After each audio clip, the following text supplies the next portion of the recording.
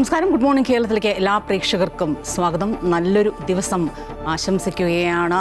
പ്രത്യേകിച്ച് അത് എടുത്തു പറയുകയാണ് നമ്മുടെ മെയിൽ വ്യൂവേഴ്സിനും ഒപ്പം പുരുഷ കേസരികൾക്കും പ്രജകൾക്കുമൊക്കെ. എന്തുകൊണ്ട് ഇത് എടുത്തു പറയുന്നു എന്ന് ചോദിച്ചാൽ, ഇന്ന് നവംബർ 19 അന്താരാഷ്ട്ര പുരുഷ ദിനം, ഇൻ്റർനാഷണൽ മെൻസ് ഡേ ആയി ആചരിക്കുകയാണ്. നമുക്കറിയാം, സ്ത്രീകളുമായി ബന്ധപ്പെട്ട പെൺകുട്ടികളുമായി ബന്ധപ്പെട്ട ഒരുപാട് ദിനങ്ങൾ നമ്മൾ പലതരത്തിൽ അവർ നേരിടുന്ന പ്രശ്നങ്ങളുടെയും ലിംഗസമത്വത്തിൻ്റെയും ഒക്കെ പേരിൽ ആഘോഷിക്കാറുണ്ട്, ആചരിക്കാറുണ്ട്. സമാനമായി പുരുഷന്മാർ ഈ സമൂഹത്തിൽ നേരിടുന്ന കാര്യങ്ങൾ, പ്രശ്നങ്ങൾ, ചർച്ചകൾ, അവരുടെ അബ്യൂസ്, സൂയിസൈഡ്, ആത്മഹത്യ, മാനസികാരോഗ്യം, അരക്ഷിതാവസ്ഥ, ഭവനരഹിതത്വം, അങ്ങനെ ഒരുപാട് പ്രശ്നങ്ങൾ അവരും നമ്മുടെ സമൂഹത്തിൽ നേരിടുന്നു. ഇതെല്ലാം ചർച്ച ചെയ്യാനായി, ഇതെല്ലാം മുഖ്യധാരയിലേക്ക്, ഈ ലിംഗസമത്വം പോലെയൊക്കെ തന്നെ ഒരുപക്ഷെ മുഖ്യധാരയിലേക്ക് കൊണ്ടുവരാനായി ഇൻ്റർനാഷണൽ മെൻസ് ഡേ ആയി ഐക്യരാഷ്ട്രസഭ ആചരിക്കുകയാണ്. ഇത്തവണത്തെ സന്ദേശം എന്ന് പറയുന്നത് സപ്പോർട്ട് മെൻ ആൻഡ് ബോയ്സ് എന്നുള്ളതാണ്.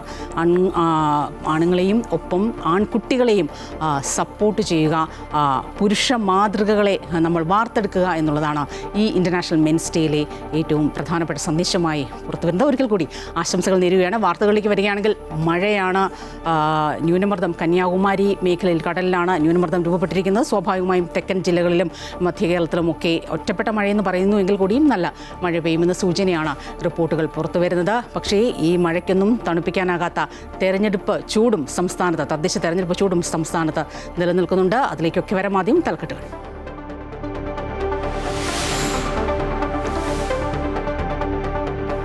ശബരിമലയിൽ തിരക്ക് കുറയ്ക്കാൻ ഇന്നു മുതൽ കൂടുതൽ നിയന്ത്രണങ്ങൾ. സ്പോട്ട് ബുക്കിംഗ് 20,000 പേർക്ക് മാത്രം.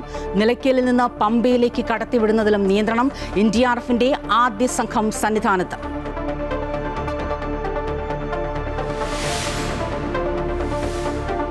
മാധ്യമപ്രവർത്തകൻ ജമാൽ ഖഷോഗി വധത്തിൽ സൗദിക്ക് പങ്കില്ലെന്ന ട്രംപ്. പ്രസ്താവന CIA റിപ്പോർട്ടിന് വിരുദ്ധം. നിക്ഷേപവും സഹകരണവും മെച്ചപ്പെടുത്താൻ അമേരിക്ക സൗദി ധാരണ. പ്രതിരോധം, ഊർജം, AI മേഖലകളിൽ സഹകരണം ശക്തമാക്കും. അമേരിക്കയിൽ $1 ട്രില്യൺ നിക്ഷേപം നടത്തുമെന്ന് സൗദി.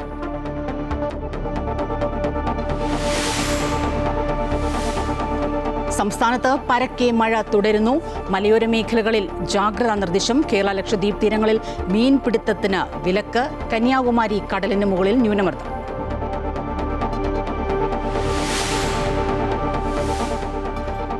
ഡൽഹി സ്ഫോടനത്തിൽ അന്വേഷണം ഊർജിതം. ഭീകരരുടെ സാമ്പത്തിക സ്രോതസ് തേടി അന്വേഷണ സംഘം. ഇന്നലെ ED അറസ്റ്റ് ചെയ്ത അൽ ഫലാഹ് സർവകലാശാല ചെയർമാൻ ജവാദ് അഹമ്മദ് സിദ്ദിഖിയെ ചോദ്യം ചെയ്യുന്നു. ഭീകരതയോട് ലോകം ഒരു വിട്ടുവീഴ്ചയും കാട്ടരുതെന്ന് വിദേശകാര്യമന്ത്രി S ജയശങ്കർ.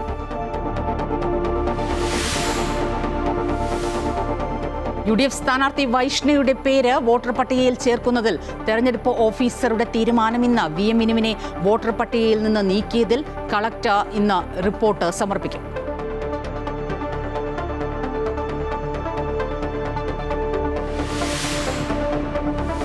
ലോകകപ്പ് ഫുട്ബോൾ യോഗ്യതാ മത്സരത്തിൽ ബെൽജിയത്തിന് വിജയം. ലിപ്റ്റൻസ്റ്റൈനെ തകർത്തത് എതിരില്ലാത്ത 7 ഗോളുകൾക്ക്. തുർക്കി സ്പെയിൻ മത്സരം 2-2 സമനിലയിൽ. സ്വാമിയേ ശരണമയ്യപ്പോ. വിശദമായ റിപ്പോർട്ടുകളിലേക്ക് പോകാം. വലിയ തിരക്ക് കണക്കിലെടുത്ത ശബരിമലയിൽ ഇന്നു മുതൽ കൂടുതൽ ക്രമീകരണങ്ങൾ ഏർപ്പെടുത്തും.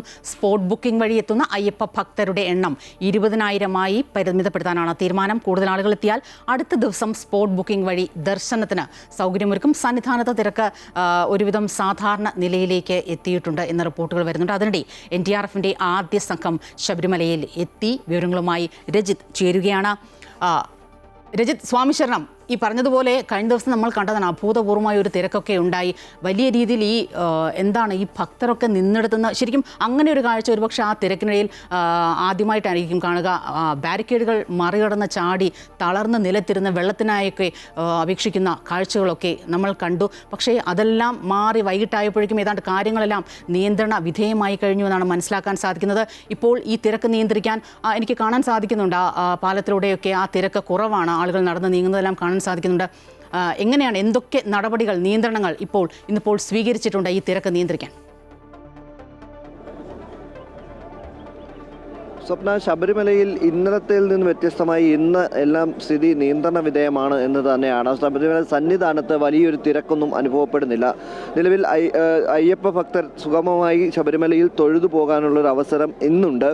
എന്നാൽ ഇന്നലെ ഉച്ചയോടുകൂടിയാണ് ശബരിമലയിൽ വൻ ഭക്തജന തിരക്ക് കൂടുതലായി വരുന്ന ഒരു സാഹചര്യം ഉണ്ടായത്. അത് ഒരു 3 മണിക്കൂറിനുള്ളിൽ തന്നെ നിയന്ത്രണ വിധേയമാക്കിയെങ്കിലും അയ്യപ്പ ഭക്തരെ തുടർച്ചയായി ഇന്നലെ ഉച്ചയ്ക്ക് 2 മണിവരെ ദർശനത്തിന് സൗകര്യമൊരുക്കുകയും തുടർന്ന് ഹരിവരാസനം അടക്കം 11:15 ആരംഭിക്കുന്ന ഒരു സ്ഥിതിയിലേക്ക് വന്നു. അങ്ങനെ കൂടുതൽ കഴിവതും അയ്യപ്പ ഭക്തരെ ദർശനം നടത്തി വിടുന്നതിനുള്ള ഒരു സാഹചര്യം ഇന്നലെ ശബരിമലയിൽ ഒരുങ്ങി. അതോടുകൂടി വലിയൊരു തിരക്ക് നിയന്ത്രണ വിധേയമായി എന്നത് തന്നെയാണ് ഏറ്റവും പ്രധാന കാര്യം. ഇന്നലെ 1 ലക്ഷത്തിലധികം അയ്യപ്പ ഭക്തർ ശബരിമലയിലേക്ക് എത്തുന്ന ഒരു സാഹചര്യമാണ് ഉണ്ടായത്. അതുകൊണ്ട് തന്നെ നിലവിൽ വെർച്വൽ ക്യൂ വഴി 70,000 പേരും 20,000 സ്പോട്ട് ബുക്കിങ്ങും അത് കൃത്യമായി ആ എണ്ണം ഇനി മുതൽ കൃത്യമായി പാലിക്കാനാണ് തീരുമാനിച്ചിട്ടുള്ളത്. കാരണം ശബരിമലയിലേക്ക് മാക്സിമം 1 ലക്ഷം ആളുകളെ മാത്രം ക്രമീകരിച്ചുകൊണ്ട് എത്തിച്ച് തൊഴുതുവിടുന്നതിനുള്ള സൗകര്യങ്ങളാണ് ഉള്ളത് എന്നതാണ് ഇപ്പോഴുള്ള ഒരു വിലയിരുത്തൽ. അങ്ങനെയെങ്കിൽ അത്രമാത്രം ആളുകളെ മാത്രം ശബരിമലയിലേക്ക് ദർശനത്തിന് ഒരു ദിവസം എത്തിക്കുക എന്ന ലക്ഷ്യത്തിലേക്ക് എന്ന ഒരു നീക്കത്തിലേക്കാണ് ദേവസ്വം ബോർഡും അതുപോലെ തന്നെ പോലീസും നീങ്ങുന്നത്. ശക്തമായ അയ്യപ്പ ഭക്തരുടെ ഒഴുക്ക് ഇപ്പോഴും തുടരുന്നുണ്ട്. അതുകൊണ്ട് തന്നെ പമ്പയിലും നിലയ്ക്കലും അതിനുശേഷം പമ്പയിലും തുടർന്ന് ശബരിപീഠത്തിലും പിന്നെ മരക്കൂട്ടത്തിലും എന്നീ ഭാഗങ്ങളിൽ നിയന്ത്രിച്ചാണ് അയ്യപ്പ ഭക്തരെ ഇങ്ങോട്ടേക്ക് കടത്തിവിടുന്നത്, സന്നിധാനത്തേക്ക് കടത്തിവിടുന്നത്. അവിടെയെല്ലാം വലിയൊരു ക്യൂ തന്നെ ഉണ്ട്, വലിയൊരു തിരക്ക് തന്നെ അവിടെയൊക്കെ അനുഭവപ്പെടുന്നുണ്ട്. നിലവിൽ സന്നിധാനത്തേക്ക് എത്തുമ്പോൾ തിരക്ക് കുറച്ച് സന്നിധാനത്ത് എത്തുന്ന അയ്യപ്പ ഭക്തർക്ക് ദർശനം നടത്തി വളരെ വേഗത്തിൽ അവർ തിരികെ പമ്പയിലേക്ക് മടങ്ങണമെന്ന നിർദ്ദേശം അനൗൺസ്മെൻ്റായി തന്നെ പലപ്പോഴായി നൽകിക്കൊണ്ടിരിക്കുകയാണ്. കാരണം കൂടുതൽ അയ്യപ്പ ഭക്തർ ഇങ്ങോട്ടേക്ക് എത്തുകയാണ്, അവർക്ക് ദർശന സൗകര്യം ഒരുക്കണം എന്ന ആവശ്യമാണ് ഇപ്പോൾ ദേവസ്വം ബോർഡ് അടിക്കടി അനൗൺസ്മെൻറ്റിലൂടെ തന്നെ അയ്യപ്പ ഭക്തരോട് വിവിധ ഭാഷകളിലായി അഭ്യർത്ഥിച്ചുകൊണ്ടിരിക്കുന്നത്. എന്നാൽ ശബരിമലയിൽ ഇപ്പോൾ തിരക്ക് നമുക്ക് കാണാൻ കഴിയും. അയ്യപ്പ ഭക്തർക്ക് സുഗമമായി തൊഴാൻ കഴിയുന്നു. മറ്റ് സ്ഥലങ്ങളിലേക്ക് നോക്കുകയാണെങ്കിൽ ക്യൂ കോംപ്ലക്സുകളിലൊക്കെയും തന്നെ നിറഞ്ഞു കവിഞ്ഞ ഒരു കാഴ്ചയാണ് കാണാൻ കഴിയുന്നത്. എരുമേലിയിലടക്കം നിയന്ത്രണങ്ങൾ ഏർപ്പെടുത്തി പമ്പയിലും അതുപോലെ തന്നെ സന്നിധാനത്തേക്കുള്ള വഴികളിൽ ശബരിപീഠത്തിലെ ക്യൂ കോംപ്ലക്സുകൾ കൃത്യമായി ഉപയോഗിക്കാനാണ് ദേവസ്വം ബോർഡ് തീരുമാനിച്ചിരിക്കുന്നത്. അവിടെ ആവശ്യമായ ഭക്ഷണവും വെള്ളവും നൽകാനുള്ള തീരുമാനവും എടുത്തിട്ടുണ്ട്. നേരത്തെ ആളുകൾക്കിടയിലേക്ക് ഭക്ഷണവും വെള്ളവും എത്തിക്കാൻ കഴിയാത്തതും ഏറെ ബുദ്ധിമുട്ടുകൾ കാരണമായിരുന്നു. കാരണം നിരവധി അയ്യപ്പ ഭക്തർ അവർ കുഴഞ്ഞു വീഴുന്ന ഒരു സാഹചര്യം അടക്കം ഉണ്ടാവുകയും ചെയ്തു. എന്നാൽ ഇന്ന് അവയ്ക്കൊക്കെ ഒരു മാറ്റമുണ്ട് എങ്കിൽ തന്നെയും ശബരിമലയിലേക്ക് എത്തുന്ന അയ്യപ്പ ഭക്തരുടെ ഒഴുക്ക് തുടരുന്നത് തിരക്ക് ശബരിമലയിൽ നിയന്ത്രണ വിധേയമാകുന്നതോടൊപ്പം തന്നെ മറ്റ് സ്ഥലങ്ങളിൽ വലിയ ക്യൂ ഉണ്ടാകുന്നതിന് കാരണമായിട്ടുണ്ട്. പമ്പയിൽ നിന്നടക്കം അയ്യപ്പ ഭക്തരെ ഇങ്ങോട്ടേക്ക് കടത്തി വരുന്നില്ല. ത്രിവേണി വരെ അയ്യപ്പ ഭക്തരുടെ തിരക്ക് നീളു നിൽക്കുന്നു എന്നതാണ് ഇപ്പോൾ നമുക്ക് ലഭിച്ചിരിക്കുന്ന വിവരം. എന്തുതന്നെയായാലും ഇന്നലെയും 1 ലക്ഷത്തിലധികം അയ്യപ്പ ഭക്തർ ദർശനത്തിനെത്തി. ഇന്ന് കൃത്യമായി ഇനി മുതൽ എല്ലാ ദിവസവും ഏകദേശം ഡിസംബർ 10-ാം തീയതി വരെയുള്ള വെർച്വൽ ക്യൂ ബുക്കിംഗ് പൂർണ്ണമായും കഴിഞ്ഞിട്ടുണ്ട്. 20,000-ഓളം സ്പോട്ട് ബുക്കിംഗ് അടക്കം കഴിഞ്ഞു എന്ന വിവരമാണ് നമുക്ക് ലഭിക്കുന്നത്. സ്പോട്ട് ബുക്കിങ്ങിനായി കൂടുതൽ പേരെ എത്തുകയാണെങ്കിൽ അവർക്ക് അടുത്ത ദിവസം സ്പോട്ട് ബുക്കിംഗ് വഴി ദർശനം നടത്തുന്നതിനുള്ള സൗകര്യങ്ങൾ ഒരുക്കാനാണ് ഇപ്പോൾ ദേവസ്വം ബോർഡ് തീരുമാനിച്ചിട്ടുള്ളത്. വരും ദിവസങ്ങളിലും അത്തരത്തിലുള്ള കർശനമായ നിയന്ത്രണങ്ങൾ ഉണ്ടാവും. NDRFിൻ്റെ ഒരു സംഘം ഇപ്പോൾ ശബരിമലയിലേക്ക് എത്തിയിട്ടുണ്ട്. കഴിഞ്ഞ ദിവസം കേന്ദ്രസേനയുടെ ഒരു കുറവ് ശബരിമലയിൽ ഉണ്ട് എന്ന്, അതുകൊണ്ട് തന്നെ അവർ കൂടുതലായി എത്തണമെന്ന ആവശ്യവും ഉയർത്തിയിരുന്നു. എന്നാൽ ഇവിടെ നിന്നും കേന്ദ്ര സർക്കാരിന് അറിയിപ്പ് നൽകിയെങ്കിലും അവിടെ നിന്നും അവർക്ക് NDRFിന് അറിയിപ്പ് ലഭിക്കാത്തതിനെ തുടർന്നാണ് അവർ ഇങ്ങോട്ടേക്ക് എത്താതിരുന്നത്. ഇന്നിപ്പോൾ തൃശ്ശൂരിൽ നിന്നുള്ള സംഘമാണ് ശബരിമലയിലേക്ക് എത്തിയിരിക്കുന്നത്. ഉടൻ തന്നെ അവർ ഇവിടെ തിരക്ക് നിയന്ത്രിക്കുന്ന അടക്കമുള്ള കാര്യങ്ങൾ ഏറ്റെടുക്കുകയും ചെയ്യും. ഒപ്പം തന്നെ ചെന്നൈയിൽ നിന്നുള്ള ഒരു പ്രത്യേക സംഘം NDRFിൻ്റെ ഒരു ടീം കൂടി അടുത്ത് വൈകുന്നേരത്തോടു കൂടി ശബരിമലയിലേക്ക് എത്തും. നേരത്തെ തന്നെ കേന്ദ്ര സർക്കാരിൻ്റെ പോലീസിൻ്റെ അടക്കമുള്ള സേവനം ശബരിമലയിൽ ഉപയോഗപ്പെടുത്തിയിരുന്നു. ഇപ്പോൾ അവർ കൂടി എത്തുന്നതോടുകൂടി തിരക്ക് കൂടുതൽ നിയന്ത്രണ വിധേയമായി കൃത്യമായി മുമ്പുണ്ടായിരുന്നത് പോലെ ശബരിമലയിൽ ദർശനത്തിനുള്ള സൗകര്യം ഒരുക്കാൻ കഴിയുമെന്ന പ്രതീക്ഷയിലാണ് ദേവസ്വം ബോർഡ് ഉള്ളത്.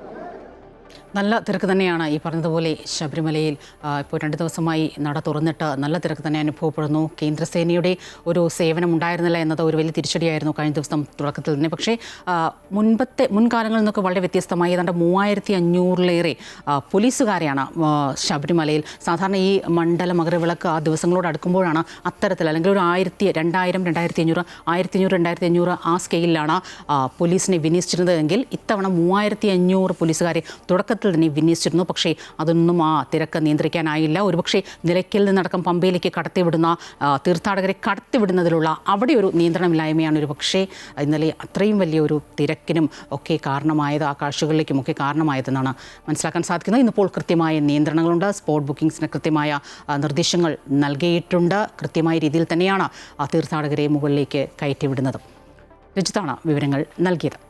കന്യാകുമാരി കടലിന് മീതെ ന്യൂനമർദ്ദം സ്ഥിതി ചെയ്യുന്നതിനാൽ സംസ്ഥാനത്ത് വരും ദിവസങ്ങളിൽ പരക്കെ മഴയ്ക്ക് സാധ്യതയെന്ന് കാലാവസ്ഥാ വകുപ്പ് മുന്നറിയിപ്പ് നൽകിയിട്ടുണ്ട്. ശക്തമായ ഇടിമിന്നലോടുകൂടിയ മഴയ്ക്കാണ് സാധ്യതയുള്ളത്. ജാഗ്രത പാലിക്കണം. വിവരങ്ങളുമായി ദേവിക ചേരുകയാണ്. ദേവിക, വീണ്ടും ഒരു ന്യൂനമർദ്ദം കന്യാകുമാരി കടലിന് മുകളിലായിട്ടാണ്. സ്വാഭാവികമായും നമ്മുടെ തെക്കൻ കേരളത്തിലും മധ്യ കേരളത്തിലുമൊക്കെ തെക്കൻ കേരളത്തിൽ നല്ല മഴയും മധ്യ കേരളത്തിലോട്ട് വരുമ്പോൾ ഒറ്റപ്പെട്ട മഴയ്ക്കുമുള്ള സാധ്യതകളൊക്കെ ഉണ്ട്. എന്തൊക്കെയാണ് കാലാവസ്ഥാ നിരീക്ഷണ കേന്ദ്രത്തിൻ്റെ മുന്നറിയിപ്പുകൾ?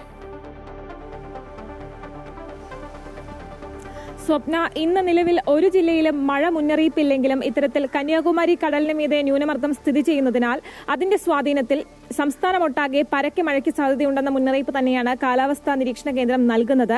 കഴിഞ്ഞ ദിവസമൊക്കെ ഉച്ചയ്ക്ക് ശേഷം വലിയ മഴയാണ് തലസ്ഥാന നഗരിയിൽ അടക്കം അനുഭവപ്പെട്ടത്. റോഡുകളെല്ലാം വെള്ളക്കെട്ടാകുന്ന സാഹചര്യമാണ് ഉണ്ടായിരുന്നത്. അതുപോലെ തന്നെ ഇന്ന് ഉച്ചയ്ക്ക് ശേഷവും മഴ കൂടുതൽ ശക്തി പ്രാപിക്കുമെന്ന് തന്നെയാണ് കാലാവസ്ഥാ വകുപ്പ് മുന്നറിയിപ്പ് നൽകുന്നത്. നിലവിൽ കേരള ലക്ഷദ്വീപ് തീരങ്ങളിൽ മത്സ്യബന്ധനത്തിന് വിലക്കുണ്ട്. ഈ തീരപ്രദേശങ്ങളിൽ 55 കിലോമീറ്ററിലധികം വേഗതയിൽ കാറ്റ് വീശാൻ സാധ്യത കണക്കിലെടുത്താണ് ഇത്തരത്തിൽ മത്സ്യബന്ധനത്തിന് വിലക്ക് ഏർപ്പെടുത്തിയിട്ടുള്ളത്. മലയോര മേഖലയിലുള്ളവർ ഇത്തരത്തിൽ പ്രത്യേക മഴ മുന്നറിയിപ്പില്ലെങ്കിലും അതീവ ജാഗ്രത പുലർത്തേണ്ടതുണ്ട്. ശക്തമായ മഴയ്ക്ക് ഒറ്റപ്പെട്ട ഇടങ്ങളിൽ ശക്തമായ മഴ പെയ്യാനുള്ള സാധ്യത കണക്കിലെടുത്താണ് ഇത്തരത്തിൽ ജാഗ്രതാ നിർദ്ദേശം നൽകിയിട്ടുള്ളത്. എന്തായാലും വരും മണിക്കൂറുകളിൽ കനത്ത ഇടിമിന്നലോടുകൂടി അതിശക്തമായ മഴയ്ക്ക് സാധ്യതയുണ്ട് എന്ന് തന്നെയാണ് കാലാവസ്ഥാ വകുപ്പ് മുന്നറിയിപ്പ് നൽകുന്നത്.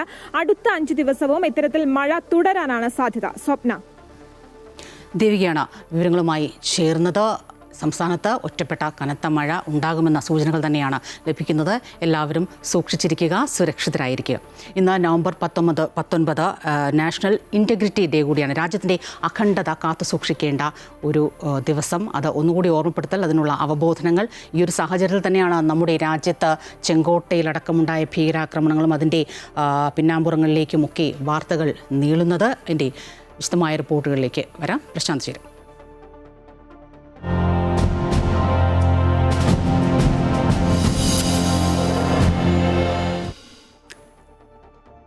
ഏറ്റവും ഒടുവിൽ പുതിയതായി പുറത്തുവരുന്ന റിപ്പോർട്ടുകളനുസരിച്ച് ഈ ഡൽഹി ഭീകരാക്രമണത്തിലെ ഭീകരർക്ക് പണം കിട്ടിയത് സംബന്ധിച്ച് അതിൻ്റെ അന്വേഷണമാണ് ഇപ്പോൾ കേന്ദ്ര ഏജൻസികൾ വേഗത്തിൽ മുന്നോട്ട് കൊണ്ടുപോകുന്നത്. ED അറസ്റ്റ് ചെയ്ത ജവാദ് അഹമ്മദ് സിദ്ദിഖിയിൽ നിന്ന് ഒരുപക്ഷെ കൂടുതൽ വിവരങ്ങൾ കിട്ടുമെന്ന പ്രതീക്ഷയും അന്വേഷണ സംഘത്തിനുണ്ട്. ഭീകരാക്രമണത്തിൻ്റെ ആസൂത്രണത്തിന് പണം എവിടെ നിന്ന് ലഭ്യമായി എന്നതാണ് പ്രധാനമായും അന്വേഷിക്കുന്നത്. KK പ്രശാന്ത് ചേരുകയാണ്. പ്രശാന്ത്, അന്വേഷണം എങ്ങനെ മുന്നോട്ട് പോകുന്നു? ഏത് സ്റ്റേജിൽ എത്തി നിൽക്കുന്നു? ഇത്രയും വലിയൊരു സ്ഫോടനത്തിനൊക്കെ കോപ്പ് കൂട്ടുമ്പോൾ സ്വാഭാവികമായും ഇതിൻ്റെ സാമ്പത്തിക സ്രോതസ് എവിടെ നിന്ന് എന്ന് തന്നെയാണ് പ്രധാനമായും അറിയേണ്ടത്.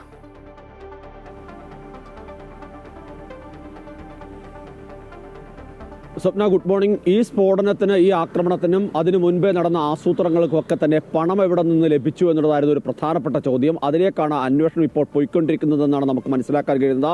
ഈ ഭീകരവാദികളായ ഡോക്ടർമാരുടെ കൈവശം 25 ലക്ഷം രൂപ ഉണ്ടായിരുന്നു എന്നുള്ളതാണ് പ്രാഥമികമായി അന്വേഷണ സംഘം കണ്ടെത്തിയത്. അതിൽ നിന്നുള്ള പണമാണ് ഈ കാർ വാങ്ങുന്നതിനും സ്ഫോടക വസ്തുക്കൾ, രാസവസ്തുക്കളൊക്കെ തന്നെ ശേഖരിക്കുന്നതിനുമായി ഉപയോഗിച്ചത്. അതുകൊണ്ട് തന്നെ ഇത്രയധികം പണം ഇവരുടെ കയ്യിലേക്ക് എങ്ങനെ എത്തി? ഏതെങ്കിലും തരത്തിലുള്ള അന്താരാഷ്ട്ര സംഘങ്ങളുടെ തീരുമാനങ്ങൾ, അവരുടെ ഇടപെടലുകൾ ഉണ്ടായിട്ടുണ്ടോ തുടങ്ങിയ കാര്യങ്ങൾ പരിശോധിക്കുന്നുണ്ട്. പക്ഷേ അങ്ങനെ വരുമ്പോഴും പ്രാദേശികമായുള്ള സഹായങ്ങളില്ലാതെ ഇത് മാറിയെടുക്കുന്നതിനോ ഇത് ചെലവഴിക്കുന്നതിനോ ഒക്കെ തന്നെ വലിയ ബുദ്ധിമുട്ടുകളുണ്ടാവും. സ്വാഭാവികമായും അതുകൊണ്ട് തന്നെയാണ് ഇത്തരത്തിലുള്ള ഇടപാടുകൾ പ്രധാനമായും സംശയിക്കുന്നത്. അതിന്റെ അടിസ്ഥാനത്തിലാണ് ഇവരോട് ചേർന്ന് നിൽക്കുന്ന ചില മേഖലകളിലേക്ക് അന്വേഷണം വ്യാപിപ്പിച്ചത്. അതിന്റെ ഭാഗമായി തന്നെയാണ് അൽഫലാഹ് സർവകലാശാലയുമായി ബന്ധപ്പെട്ട അന്വേഷണവും മുന്നോട്ട് പോകുന്നത്. സ്വാഭാവികമായും ഈ സർവകലാശാല സംബന്ധിച്ച ഇതിന്റെ ട്രസ്റ്റുകളെല്ലാം തന്നെ അവരുമായി ബന്ധപ്പെട്ട അന്വേഷണങ്ങളാണ് പ്രധാനമായും ഈ ഘട്ടത്തിൽ പുരോഗമിക്കുന്നത്. നിലവിൽ അതിന്റെ സ്ഥാപകനെ അറസ്റ്റ് ചെയ്തിട്ടുണ്ട്. ഇതിൽ ഏറ്റവും പ്രധാനപ്പെട്ട കാര്യം ഈ അന്വേഷണം പൂർണ്ണമായി ഇപ്പോൾ ED നിയന്ത്രണത്തിലാണ്. സാമ്പത്തിക വിഷയങ്ങൾ മാത്രമാണ് ED അന്വേഷിക്കുന്നതെങ്കിലും ഇതുമായി ബന്ധപ്പെട്ട എല്ലാ കാര്യങ്ങളും മറ്റ് കേന്ദ്ര ഏജൻസികളുമായി ചേർന്ന് തന്നെയാണ് അന്വേഷണം മുന്നോട്ട് പോകുന്നത്. പ്രത്യേകിച്ച് ഷെൽ കമ്പനികൾ രൂപീകരിച്ചുകൊണ്ടാണ് ഈ സ്ഥാപനത്തിന്റെ തുടക്കം. സ്വാഭാവികമായും അത്തരത്തിൽ ഷെൽ കമ്പനികൾ രൂപീകരിക്കണമെങ്കിൽ ഇതിൻ്റെ അകത്ത് നിയമവിരുദ്ധമായി ക്രമവിരുദ്ധമായ നടപടികൾ ഉണ്ടായിരിക്കണം. മാത്രമല്ല ഒരേ വിലാസത്തിലാണ് ഇതിന്റെ നീക്കങ്ങളെല്ലാം തന്നെ നടന്നിട്ടുള്ളത്. അതുകൊണ്ട് തന്നെയാണ് ഇത്തരത്തിലൊരു അന്വേഷണം മുന്നോട്ട് പോകുന്നത്. മാത്രമല്ല പ്രധാനപ്പെട്ട കാര്യം എന്ന് പറഞ്ഞാൽ ഈ അക്രഡിറ്റേഷനുമായി ബന്ധപ്പെട്ട അത് UGC NAC അക്രഡിറ്റേഷനുമായി ബന്ധപ്പെട്ടൊക്കെ തന്നെ വലിയ വ്യാപകമായ ക്രമക്കേടാണ് സർവകലാശാലയുമായി ബന്ധപ്പെട്ട ഉള്ളതെന്നാണ് മനസ്സിലാക്കാൻ കഴിയുന്നത്. ഇത്തരത്തിലുള്ള വിവരങ്ങളുടെ അടിസ്ഥാനത്തിലാണ് ആദ്യം ഡൽഹി പോലീസിന്റെ സാമ്പത്തിക കുറ്റാന്വേഷണങ്ങളുടെ പ്രത്യേക സെൽ ഒരു കേസ് 2 കേസുകൾ രജിസ്റ്റർ ചെയ്യുന്നു. അത് പിന്നീട് EDക്ക് കൈമാറുകയാണ് ചെയ്തത്. അതായത് പ്രാഥമിക അന്വേഷണത്തിൽ തന്നെ ഈ സാമ്പത്തിക ക്രമക്കേടുകൾ കണ്ടെത്താൻ കഴിഞ്ഞു എന്നുള്ളതാണ് പ്രധാനപ്പെട്ട കാര്യം. ഇത്തരത്തിൽ കൂടുതൽ അഡ്മിഷനും മറ്റു നടപടികളുമെല്ലാം പുതിയ കോഴ്സുകളും ഒക്കെ ഈ സ്ഥാപനത്തിന്റെ പേരിൽ വിവിധ സ്ഥലങ്ങളിലായി തുടങ്ങിയിട്ടുണ്ട്. ഇതിന് കീഴിൽ തന്നെ 4 സ്ഥാപനങ്ങളുണ്ട്. അങ്ങനെ ഒരു സാഹചര്യത്തിലാണ് സാമ്പത്തിക ഇടപാടുകൾ സംബന്ധിച്ചുള്ള കൂടുതൽ അന്വേഷണത്തിലേക്ക് പോകുന്നത്. ഏതായാലും ഇതുമായി ബന്ധപ്പെട്ട കൂടുതൽ ശക്തമായ അന്വേഷണം ഉണ്ടാകുന്ന വ്യക്തമാകുന്നു. മാത്രമല്ല ഇപ്പോൾ ഈ അഹമ്മദ് സിദ്ദീഖിയെ കസ്റ്റഡിയിൽ വാങ്ങിക്കൊണ്ട് കൂടുതൽ ചോദ്യം ചെയ്യലിലേക്ക് പോകാൻ തന്നെയാണ് ED തീരുമാനിച്ചിട്ടുള്ളത്. മാത്രമല്ല ഏതെങ്കിലും തരത്തിൽ മറ്റ് വിദേശ ഫണ്ട് അതോടൊപ്പം തന്നെ മറ്റ് പിന്തുണ തുടങ്ങിയ കാര്യങ്ങൾ ലഭിച്ചിട്ടുണ്ടോ, സർവകലാശാലയുടെ ഇതുവരെയുള്ള പ്രവർത്തനം തുടങ്ങിയ കാര്യങ്ങളിലാണ് പ്രധാനമായും ഇപ്പോൾ അന്വേഷണ സംഘങ്ങൾ ശ്രദ്ധ കേന്ദ്രീകരിക്കുന്നത്. മാത്രമല്ല ഇതിനു മുൻപ് ഈ ചാവേറ മാറിയ ഉമർ നബിയുടെ ഫോണും മറ്റു വിവരങ്ങളും എല്ലാം തന്നെ കഴിഞ്ഞ ദിവസങ്ങളിൽ കണ്ടെത്തിയിരുന്നു. അതിൽ നിന്ന് ലഭിച്ച വിവരങ്ങളുടെ കൂടി അടിസ്ഥാനത്തിലാണ് ഇത്തരത്തിലൊരു അന്വേഷണത്തിലേക്ക് പോകുന്നത്. ഏതായാലും സാമ്പത്തിക സ്രോതസ്സില്ലാതെ ഇത്തരമൊരു നീക്കത്തിലേക്ക് പോകില്ല എന്ന് വളരെ കൃത്യമാണ്. അതിന്റെ ഭാഗമായാണ് ഇത്തരം നീക്കം. മാത്രമല്ല അതിലേറ്റവും പ്രധാനപ്പെട്ട ചില വിവരങ്ങൾ കൂടി പുറത്തു വരുന്നത് ഡൽഹി അതായത് ചെങ്കോട്ടയിൽ മാത്രമല്ല മറ്റു ചില സ്ഥലങ്ങളിൽ കൂടി സ്ഫോടനത്തിലുള്ള പദ്ധതി ഇവർ ഇട്ടിരുന്നു നമ്മൾ നേരത്തെ റിപ്പോർട്ട് ചെയ്തതാണ്. അതിന്റെ നീക്കം എന്ന് പറയുന്നത് ഹമാസ് രീതിയിലാണ്. അതിൽ ഈ പറയുന്ന പോലെ ഡ്രോണിൽ മാത്രമല്ല ചില റോക്കറ്റുകൾ അത് എത്രത്തോളം പ്രകടശേഷി ഉള്ളതാണെന്നുള്ള വിവരം കൂടിയാണ് ഇപ്പോൾ പുറത്തു വരുന്നത്. പ്രത്യേകിച്ച് 2 കിലോ മുതൽ 20 കിലോഗ്രാം വരെ സ്ഫോടക വസ്തുക്കൾ ശേഖരിച്ച കൊണ്ടുപോയി എവിടെയാണോ ലക്ഷ്യസ്ഥാനം അവിടേക്ക് ലക്ഷ്യസ്ഥാനത്ത് എത്തിച്ച് സ്ഫോടനം നടത്താൻ കഴിയുന്ന റോക്കറ്റുകൾ, അതിൽ തന്നെ ഡ്രോണുകളുണ്ട്. ഇതൊക്കെ തന്നെ കയ്യിൽ നിന്ന് തന്നെ സാധാരണഗതിയിൽ നമ്മൾ സാധാരണ പലയിടത്തും കാണുന്ന പോലെ കയ്യിൽ നിന്ന് ഓപ്പറേറ്റ് ചെയ്യാൻ അല്ലെങ്കിൽ ഉപയോഗിക്കാവുന്നത്, അതുപോലെ തന്നെ വളരെ തൊട്ടടുത്ത് നിന്ന് തന്നെ ഉപയോഗിച്ച് മുന്നോട്ട് പോകാവുന്നതാണ്. ഇതിൽ ചിലത് 12 കിലോമീറ്റർ ദൂരത്തിൽ വരെ പറന്ന് ആക്രമണം നടത്താൻ കഴിയുന്നതാണ്. ഇത്തരത്തിലുള്ള നീക്കം ഇതൊക്കെ തന്നെ വാങ്ങാൻ വേണ്ടിയാണ് ഈ പണം സ്വരുക്കൂട്ടിയതെന്ന് തന്നെയാണ് അന്വേഷണ സംഘം വ്യക്തമാക്കുന്നത്. അതുകൊണ്ടാണ് ഇത്തരത്തിൽ ഈ സാമ്പത്തിക സ്രോതസ്സിലേക്ക് മാത്രം പോകാനുള്ള നിർണായക നീക്കം. മാത്രമല്ല അതിനൊരു പ്രധാനപ്പെട്ട ഒരു കാര്യം കൂടിയുണ്ട്. ഇനിയും ഈ സ്ഫോടക വസ്തുക്കൾ എവിടെയെങ്കിലും ഉണ്ടോ, അതോടൊപ്പം തന്നെ ഇതുമായി ബന്ധപ്പെട്ട ആളുകൾ എവിടെയെങ്കിലും ഉണ്ടോ തുടങ്ങിയ കാര്യങ്ങളിലൊരു കൃത്യമായ നിഗമനത്തിലേക്ക് ഇപ്പോഴും അന്വേഷണ സംഘം എത്തിയിട്ടില്ല. അതുകൊണ്ടാണ് ഈ സാമ്പത്തിക സ്രോതസ്സിലേക്ക് അന്വേഷണം എത്തിക്കാൻ സ്വാഭാവികമായും ഇതിന് പിന്നിൽ പിടികിട്ടാനുള്ള മുഴുവൻ ആളുകളിലേക്കും എത്താമെന്ന് അന്വേഷണ സംഘം കരുതുന്നത്. സ്വപ്ന, പ്രശാന്താണ് വിവരങ്ങളുമായി ചേർന്നത്. ഒരു വലിയ ആക്രമണത്തിനുള്ള കോപ്പുകൂട്ടൽ തന്നെയാണ് നടന്നുകൊണ്ടിരുന്നത്. അതിനുള്ള സാമ്പത്തിക സ്രോതസ് അത് എവിടെ നിന്ന് കണ്ടെത്തേണ്ടതുണ്ട്. എന്നെയാണ് അന്വേഷിക്കുന്നത്. ഒപ്പം EDയുമായി ചേർന്ന് ഈ സാമ്പത്തിക സ്രോതസ്സിൻ്റെ ഉറവിടം കണ്ടെത്തേണ്ടതിൻ്റെ ആവശ്യകതയുണ്ട്. EDയുമായി ചേർന്നുള്ള അന്വേഷണം, കേന്ദ്ര ഏജൻസികൾ അന്വേഷണം മുന്നോട്ട് കൊണ്ടുപോവുകയാണ്. ഈ ഒരു ആക്രമണവുമായി ബന്ധപ്പെട്ട കൂടുതൽ നമ്മൾ കേട്ട് പരാമർശ വാക്കാണ് വൈറ്റ് കോളർ ടെററിസം. ഒരുപക്ഷേ ഒരുപാട് ഇതുപോലുള്ള സ്ലീപ്പിംഗ് സെല്ലുകൾ നമ്മുടെ രാജ്യത്തിൻ്റെ ഏതൊക്കെ മേഖലകളിലുണ്ട് എന്നതടക്കമുള്ള കാര്യങ്ങൾ കണ്ടെത്തേണ്ടത് അങ്ങേയറ്റം അത്യാവശ്യമാണ്. എന്തായാലും വിദേശകാര്യമന്ത്രി S. ജയശങ്കർ കടുത്ത നിലപാട് തന്നെ ഇക്കാര്യത്തിൽ എടുത്തിട്ടുണ്ട്. ഭീകരവാദത്തെ വെള്ളപൂശാനാകില്ല. എല്ലാ രൂപത്തിലും ഭാവത്തിലുമുള്ള ഭീകരവാദത്തിനെതിരെ രാജ്യാന്തര സമൂഹം വിട്ടുവീഴ്ചയില്ലാത്ത സമീപനം സ്വീകരിക്കണമെന്ന് അദ്ദേഹം മോസ്കോയിൽ ഷാങ്ഹായ് സഹകരണ സംഘടനയുടെ യോഗത്തിൽ പങ്കെടുക്കുകയുണ്ടായിരുന്നു. അവിടെയാണ് അദ്ദേഹം നിലപാട് വ്യക്തമാക്കിയത്. Excellencies, we must never forget that the SCO was founded to combat the 3 evils of terrorism, separatism, and extremism. These threats have become even more serious in the years that have passed. It is imperative that the world display zero tolerance towards terrorism in all its forms and manifestations. There can be no justification, no looking away, and no whitewashing. As India has demonstrated, we have the right to defend our people against terrorism and will exercise it. In conclusion, India believes that SCO must adapt to the changing global landscape, develop an expanded agenda, and reform its working methods. We will contribute positively and fully to these objectives. I thank you. മാധ്യമപ്രവർത്തകൻ Jamal Khashoggi വധത്തിൽ സൗദിക്ക് പങ്കില്ലെന്ന് American president Donald Trump. പ്രസ്താവന CI റിപ്പോർട്ടിന് വിരുദ്ധമാണ്. നിക്ഷേപവും സഹകരണവും മെച്ചപ്പെടുത്താൻ അമേരിക്ക സൗദി ധാരണയിലെത്തിയിട്ടുണ്ട്. പ്രതിരോധം, ഊർജ്ജം, AI മേഖലകളിൽ സഹകരണം ശക്തമാക്കും. അമേരിക്കയിൽ $1 ട്രില്യൺ നിക്ഷേപം നടത്തുമെന്നും സൗദി കിരീടാവകാശി വ്യക്തമാക്കി. വാഷിംഗ്ടൺ പോസ്റ്റ് കോളമിസ്റ്റായിരുന്ന ജമാൽ ഖഷോഗിയുടെ വധത്തിൽ സൗദി കിരീടാവകാശിക്ക് പങ്കില്ല എന്നാണ് US പ്രസിഡന്റ് വ്യക്തമാക്കുന്നത്. സൗദിയുടെ പങ്ക് കണ്ടെത്തിയ 2021 CIA റിപ്പോർട്ടിനെ തള്ളിയാണ് ട്രംപിന്റെ പ്രസ്താവന. കൊലപാതകത്തിന് ഉത്തരവിട്ടത് മുഹമ്മദ് ബിൻ സൽമാൻ ആയിരിക്കാമെന്നായിരുന്നു അമേരിക്കൻ രഹസ്യാന്വേഷണ ഏജൻസികളുടെ നിരീക്ഷണം. ഖഷോഗി കൊല്ലപ്പെട്ടത് വേദനാജനകമെന്നായിരുന്നു സൗദി കിരീടാവകാശിയുടെ പ്രതികരണം. I feel painful about the families of 9/11 in America, but we have to focus on reality. ഇതുമായി ബന്ധപ്പെട്ട ചോദ്യമുയർത്തിയത് തന്റെ സന്ദർശകനെ അപമാനിക്കാൻ വേണ്ടി മാത്രമാണെന്ന് പറഞ്ഞ ട്രംപ് മാധ്യമപ്രവർത്തകരോട് ദേഷ്യപ്പെട്ടു. Who are you with? And the same to you, Mr. President. Now, who are you with? I'm with ABC News, sir. You're with who? ABC News, sir. Fake news. ABC fake news. You're a terrible person and a terrible reporter. As far as the Epstein files is, I have nothing to do with Jeffrey Epstein. I threw him out of my club many years ago because I thought he was a sick pervert. But I think the way you ask a question with the anger and the meanness is terrible. You ought to go back and learn how to be a reporter. No more questions from you. 7 വർഷത്തിനു ശേഷം white ഹൌസിലെത്തിയ Saudi കിരീടാവകാശിക്ക് രാജകീയ സ്വീകരണമാണ് Trump നൽകിയത്. സൈനിക guard of owner, പീരങ്കി salute, US യുദ്ധവിമാനങ്ങളുടെ ആകാശ പ്രകടനം എന്നിവയോടെയാണ് Muhammad bin സൽമാന് വരവേൽപ്പ് നൽകിയത്. പ്രതിരോധം, ഊർജ്ജം, ആർട്ടിഫിഷ്യൽ ഇന്റലിജൻസ് തുടങ്ങിയ മേഖലകളിൽ സഹകരണം ശക്തിപ്പെടുത്താൻ ഇരു രാജ്യങ്ങളും ധാരണയിലായി.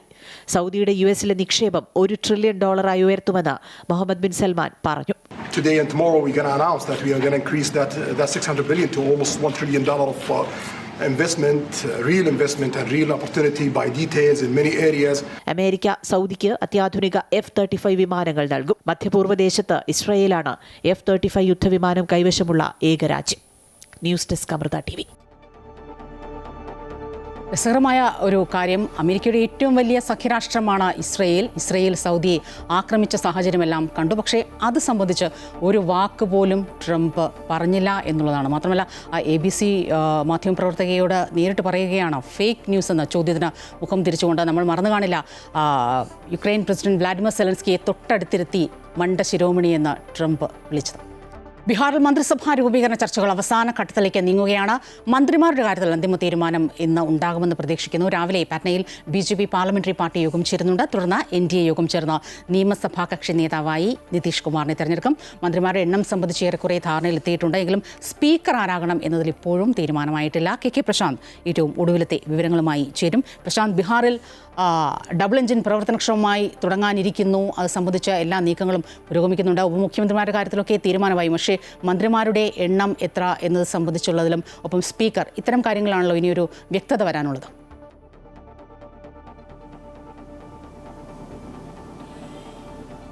സ്വപ്ന, രാവിലെ 10 മണിക്ക് BJPയുടെ പാർലമെന്ററി പാർട്ടി യോഗം പാറ്റ്നയിൽ ചേരും. ആ യോഗത്തിലായിരിക്കും ഇക്കാര്യങ്ങളിൽ ഏതൊക്കെ തരത്തിലുള്ള പദവികൾ BJPക്ക് ലഭിക്കണം തുടങ്ങിയ കാര്യങ്ങളിലൊരു തീരുമാനമുണ്ടാകുക. അതിനുശേഷം NDA യോഗം എന്നുള്ളതാണ് BJP നേതൃത്വം ഇപ്പോൾ വ്യക്തമാക്കിയിട്ടുള്ളത്. ഏറ്റവും നിർണായകമായ ഒരു ഘട്ടത്തിലേക്ക് തന്നെയാണ് ഈ കാര്യങ്ങൾ പോകുന്നത്. ഉത്തർപ്രദേശ് ഉപമുഖ്യമന്ത്രി കേശവ് പ്രസാദ് മൗര്യക്കാണ് നിലവിൽ ബീഹാറിന്റെ പൂർണ്ണമായ ഇത്തരം ചുമതലകൾ നൽകിയിട്ടുള്ളത്. അദ്ദേഹം നിലവിൽ ബീഹാറിലേക്ക് എത്തിയിട്ടുണ്ട്. ഒപ്പം തന്നെ കേന്ദ്രമന്ത്രിമാർ ഉൾപ്പെടെയുള്ളവർ ഈ യോഗത്തിൽ പങ്കെടുക്കും എന്നുള്ളതാണ് നമുക്ക് മനസ്സിലാക്കാൻ കഴിയുന്നത്. ഒരുപക്ഷെ അമിത്ഷാ കൂടി ഈ യോഗത്തിലേക്ക് എത്തിയേക്കുമെന്നാണ് നമുക്ക് മനസ്സിലാക്കാൻ കഴിയുന്നത്. 6 MLA-മാർക്ക് 1 മന്ത്രിമാർ എന്ന തരത്തിലാണ് ഇപ്പോൾ ഒരു ധാരണയിലേക്ക് കാര്യങ്ങൾ എത്തി നിൽക്കുന്നത്. അങ്ങനെയാണെങ്കിൽ BJPക്കും JDU-വിനും ഒക്കെ തന്നെ 13 വീതം മന്ത്രിമാരുണ്ടാവും. അങ്ങനെ ആ ഒരു സാഹചര്യമാണ് മുന്നോട്ട് പോകുന്നത്. LJPക്ക് 3 മന്ത്രിമാർ ലഭിക്കും. ഒരുപക്ഷെ ഇതിൽ എത്രത്തോളം ക്യാബിനറ്റ് മന്ത്രിമാരുണ്ടാകും എന്നുള്ളതാണ് പ്രധാനപ്പെട്ട കാര്യം. ഇതിൽ തന്നെ ആദ്യ ധാരണ എന്ന് പറയുന്ന ഒരു ഘട്ടത്തിൽ LJPക്ക് ഉപമുഖ്യമന്ത്രി സ്ഥാനം എന്നൊരു ധാരണയിലേക്ക് നീക്കങ്ങൾ നടന്നിരുന്നു. ഇക്കാര്യത്തിൽ ഇപ്പോഴും ഒരു ഉറപ്പ് വന്നിട്ടില്ല. നിലവിലെ വിവരങ്ങൾ അനുസരിച്ചാണെങ്കിൽ 2 ഉപമുഖ്യമന്ത്രിമാർ കഴിഞ്ഞ മന്ത്രിസഭയിലെ പോലെ തന്നെയാണ്. അവർ തന്നെയായിരിക്കും ഇത്തവണയും ഉപമുഖ്യമന്ത്രിമാരുണ്ടായത്. BJP തന്നെയായിരിക്കും സാമ്രാജ് ചൗധരിയും വിജയകുമാർ സിൻഹയും. അതോടൊപ്പം തന്നെ പ്രധാനപ്പെട്ട വിഷയം നിൽക്കുന്നത് നന്ദകിഷോർ നന്ദകിഷോർ യാദവ് അദ്ദേഹമാണ് കഴിഞ്ഞ തവണ സഭയെ നയിച്ച സ്പീക്കറായി ഉണ്ടായിരുന്നത്. ഇത്തവണ അദ്ദേഹം മത്സരിച്ചിരുന്നില്ല. ആ ഒരു ഘട്ടത്തിൽ പുതിയ സ്പീക്കറെ കണ്ടെത്തണം. JDU ഇതിനായി അവകാശവാദം ഉന്നയിച്ചു എന്നാണ് നമുക്ക് മനസ്സിലാക്കാൻ കഴിയുന്നത്. അക്കാര്യത്തിലുള്ള തുടർ ചർച്ചകളാണ് പ്രധാനമായി നടക്കേണ്ടത്. ഏതായാലും വളരെ പെട്ടെന്ന് തന്നെ ഇക്കാര്യങ്ങൾ പൂർത്തിയാക്കണം. നാളെയാണ് സത്യപ്രതിജ്ഞ തീരുമാനിച്ചിട്ടുള്ള പ്രധാനമന്ത്രി ഉൾപ്പെടെയുള്ള പ്രധാനപ്പെട്ട നേതാക്കളാണ്. ഒപ്പം തന്നെ BJP ഭരിക്കുന്ന അല്ലെങ്കിൽ NDA ഭരിക്കുന്ന സംസ്ഥാനങ്ങളിലെ മുഖ്യമന്ത്രിമാർ, ഉപമുഖ്യമന്ത്രിമാർ ഉൾപ്പെടെയുള്ളവർ ഈ പരിപാടിയിൽ പങ്കെടുക്കും എന്നുള്ളതാണ്. ഗാന്ധി മൈതാനത്ത് നടക്കുന്ന പരിപാടിയിൽ പങ്കെടുക്കുമെന്നുള്ളതാണ് വ്യക്തമാക്കുന്നത്. ഏതായാലും ഇന്ന് തന്നെ സർക്കാർ രൂപീകരണത്തിലുള്ള അവകാശവാദം സംബന്ധിച്ചുള്ള കാര്യങ്ങൾ രാജ്ഭവനെ അറിയിക്കാൻ തന്നെയാണ് നിലവിൽ BJPയും NDAയും തീരുമാനിച്ചിട്ടുള്ള. സ്വപ്ന, പ്രശാന്തി, മന്ത്രിമാരുടെ എണ്ണം സംബന്ധിച്ചൊക്കെ ചില തീരുമാനങ്ങൾ വരാനിരിക്കുന്നു. പക്ഷേ വകുപ്പുകൾ സംബന്ധിച്ചും ചില ചെറിയ തർക്കങ്ങളൊക്കെ ഉണ്ടെന്ന് മനസ്സിലാക്കുന്നുണ്ട്. ഈ JDUവിന് ആഭ്യന്തര വകുപ്പ് വേണം എന്നതടക്കമുള്ള ആവശ്യങ്ങൾ വളരെ ശക്തമായി തന്നെ അവർ മുന്നോട്ട് വയ്ക്കുന്നു, NDA യോഗത്തിൽ മുന്നോട്ട് വയ്ക്കുന്നതാണ് മനസ്സിലാക്കാൻ സാധിക്കുന്നത്. വകുപ്പുകൾ സംബന്ധിച്ച തർക്കം എങ്ങനെയാണ്? സ്വപ്ന, കഴിഞ്ഞ തവണ കൈകാര്യം ചെയ്ത അതേ വകുപ്പുകൾ പൂർണ്ണമായും ഇത്തവണയും എടുക്കുക എന്ന നിലയിലേക്ക് തന്നെയായിരിക്കും കാര്യങ്ങളെന്നാണ് നമുക്ക് മനസ്സിലാക്കാൻ കഴിയുന്നത്. പ്രത്യേകിച്ച് BJP ഏറ്റവും വലിയ ഒറ്റക്കക്ഷിയാണ്. എന്നിട്ടും മുഖ്യമന്ത്രി സ്ഥാനത്തിൽ വിട്ടുവീഴ്ച ചെയ്തിട്ടുണ്ട്. അതിൽ ഈ പറയുന്നത് പോലെ നിതീഷ് കുമാറിന്റെ രാഷ്ട്രീയ നീക്കങ്ങൾ കൃത്യമായി BJPക്ക് അറിയാം. ഏത് ഘട്ടത്തിൽ എങ്ങോട്ട് തിരിയുമെന്ന് ആർക്കും പറയാൻ പറ്റാത്തൊരു നേതാവാണ്. ഭരണം നിലനിർത്താൻ ആരുമായും സഖ്യമുണ്ടാക്കും. ഇത് വളരെ കൃത്യമായി അറിയാം. മാത്രമല്ല, ഇതിപ്പോൾ കേവലം ബീഹാറിന്റെ വിഷയം മാത്രമല്ല, രാജ്യ തലസ്ഥാനത്തും നിർണായക നീക്കങ്ങൾ ഇതുമായി ബന്ധപ്പെട്ട് നടന്നേക്കും. പ്രത്യേകിച്ച് നിതീഷ് കുമാറിനെ പിണക്കിയാൽ അത് സർക്കാരിന് തന്നെ വലിയ തലവേദനയാവും. അതുകൊണ്ടാണ് ഇത്രയധികം വലിയ നീക്കങ്ങൾ, രാഷ്ട്രീയ പോരാട്ടം തന്നെ BJP ബീഹാറിൽ കാഴ്ചവെച്ചത്. ആ ഒരു സാഹചര്യത്തിൽ ഈ നിലവിലുള്ള മന്ത്രിമാർക്ക് അല്ലെങ്കിൽ അവർ ഉപയോഗിച്ച അല്ലെങ്കിൽ BJPക്ക് ലഭിച്ചിരുന്ന അല്ലെങ്കിൽ JDUവിന് ലഭിച്ചിരുന്ന ഏതൊക്കെ വകുപ്പുകളാണ്, അതിൽ വലിയ കാര്യമായ മാറ്റങ്ങൾ ഉണ്ടാകില്ല എന്നുള്ളത് തന്നെയാണ് വ്യക്തമാക്കുന്നത്. പക്ഷേ ഒരു പ്രധാനപ്പെട്ട വിഷയം, LJP വലിയ ശക്തിയാണ് ഈ തെരഞ്ഞെടുപ്പിൽ തെളിയിച്ചത്. അതുകൊണ്ട് തന്നെ സ്വാഭാവികമായും അവർക്ക് കൂടുതൽ മന്ത്രിസ്ഥാനം വേണം, അതോടൊപ്പം തന്നെ പ്രധാനപ്പെട്ട പദവികൾ വേണമെന്നൊരു ആവശ്യം അവർ മുന്നോട്ട് വയ്ക്കുന്നു.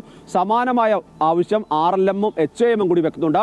ആ ഒരു സാഹചര്യത്തിൽ ഈ രാവിലത്തെ BJPയുടെ യോഗം നിർണായകം തന്നെയാണ്. ഈ മുഖ്യമന്ത്രി സ്ഥാനത്തിൽ വിട്ടുവീഴ്ച ചെയ്ത പോലെ വകുപ്പുകളുടെ കാര്യത്തിൽ BJP വിട്ടുവീഴ്ച ചെയ്യുമോ എന്നുള്ളതാണ് എല്ലാവരും ഉറ്റുനോക്കുന്നത്.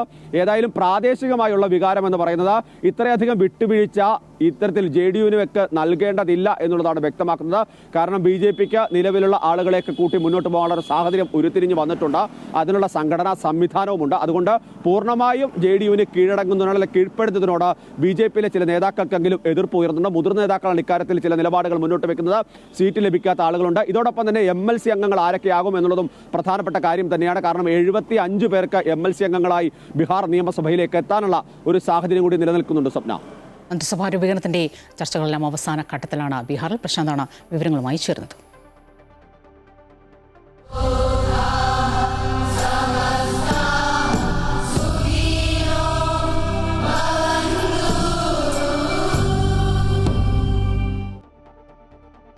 സദ്ഗുരു ശ്രീ മാതാ അമൃതാനന്ദമയി ദേവിക്ക് ഇറ്റലിയിലെ ഗാവിയിൽ സ്നേഹോഷ്മള വരവേൽപ്പ്.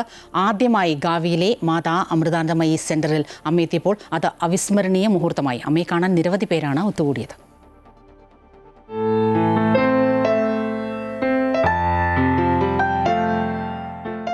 ഇറ്റലിയിലെ മിലാനിലെ 3 ദിവസത്തെ പര്യടന പരിപാടികൾ പൂർത്തിയാക്കിയാണ് അമ്മ ഗാവിയിൽ എത്തിയത്. മിലാനിൽ നിന്ന് ഏകദേശം 1.5 മണിക്കൂർ യാത്രാദൂരം റോഡ് മാർഗം സഞ്ചരിച്ചാണ് അമ്മ മാതാ അമൃതാനന്ദമയി സെന്ററിൽ എത്തിച്ചേർന്നത്.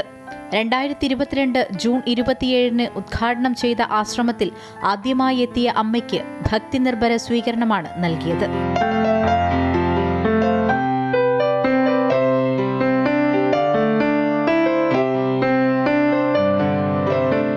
ലൊക്കാലിറ്റ നെബിയോളയിലെ 20 ഹെക്ടർ വിസ്തൃതിയുള്ള മാതാ അമൃതാനന്ദമയി സെന്റർ പ്രകൃതി സുന്ദരമാണ്.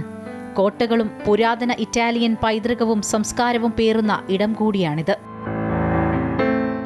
ഒരു നോക്കു കാണാനായി എത്തിയവർക്കൊപ്പം സന്തോഷം പങ്കിട്ട അമ്മ ധ്യാനത്തിനും ഭജനയ്ക്കും നേതൃത്വം നൽകി. അമ്മയ്ക്കൊപ്പമുള്ള നിമിഷങ്ങൾ ധന്യമായ അനുഭവമായിരുന്നു ഓരോരുത്തർക്കും സമ്മാനിച്ചത്.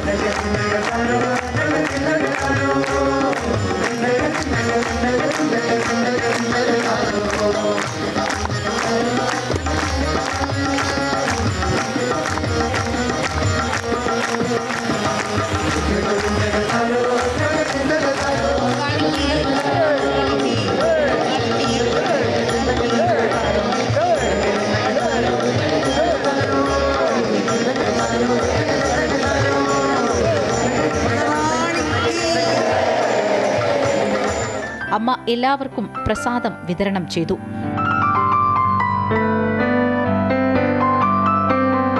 തുടർന്ന് ജർമ്മനിയിലെ ബ്രോംബാക്ടയിലെ പൊതുപരിപാടിക്കായി അമ്മയും സംഘവും യാത്ര തിരിച്ചു. News desk Amrita TV.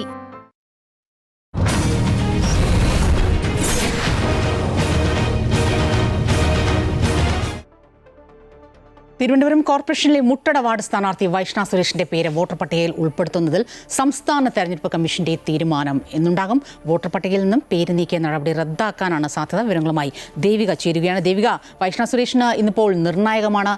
മത്സരിക്കാനാവുമോ എന്നതാണ് ചോദ്യം. എപ്പോഴാകും തെരഞ്ഞെടുപ്പ് കമ്മീഷന്റെ തീരുമാനം വരിക?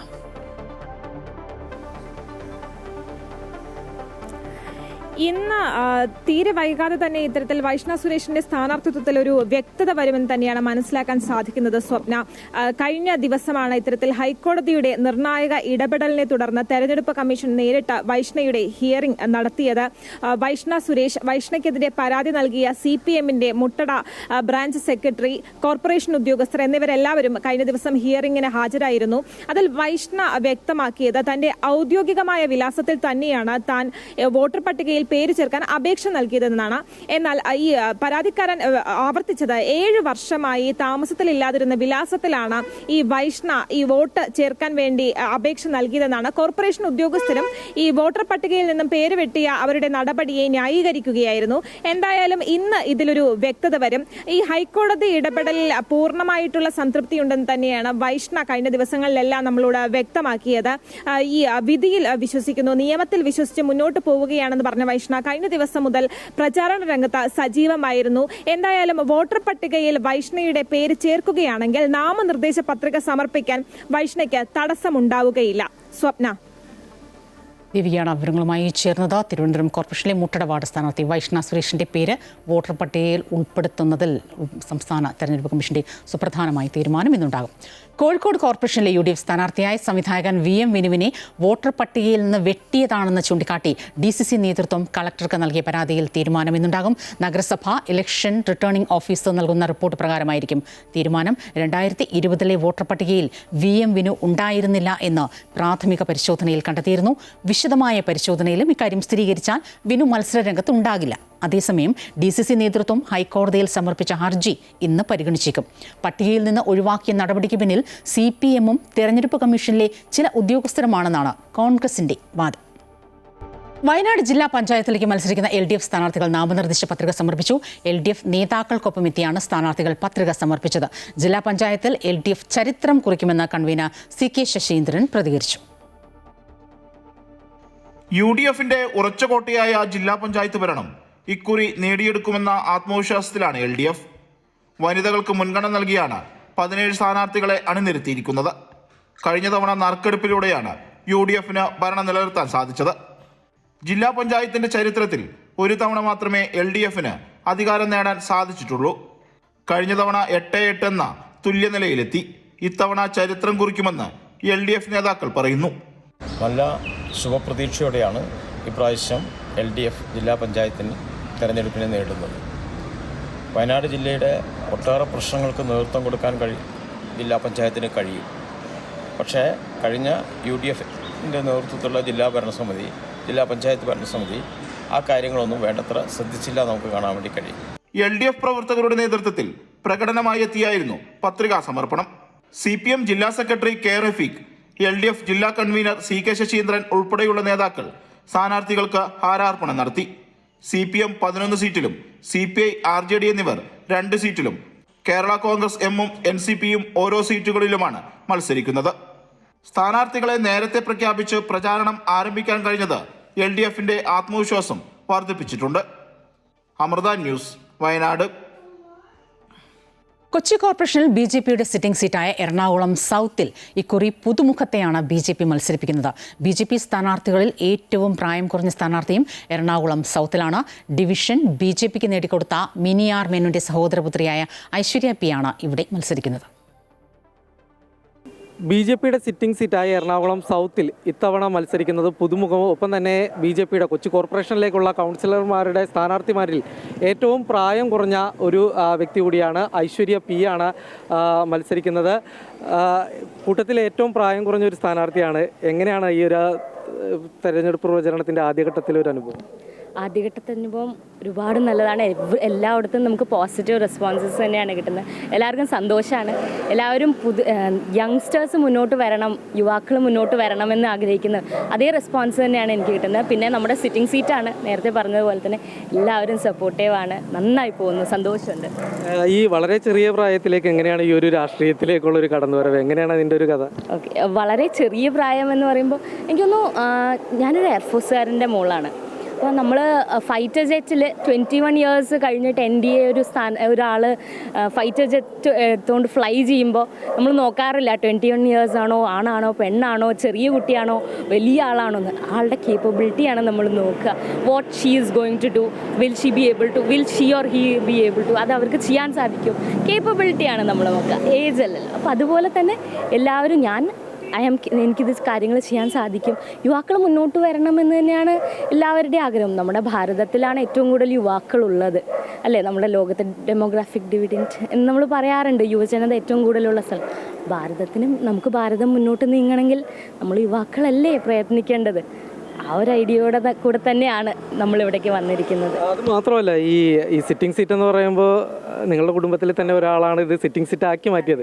എങ്ങനെയായിരുന്നു? അച്ഛൻ്റെ സഹോദരിയാണ് അല്ലേ മിനിയാർ മേനോൻ, അച്ഛൻ്റെ സഹോദരിയായിരുന്നു.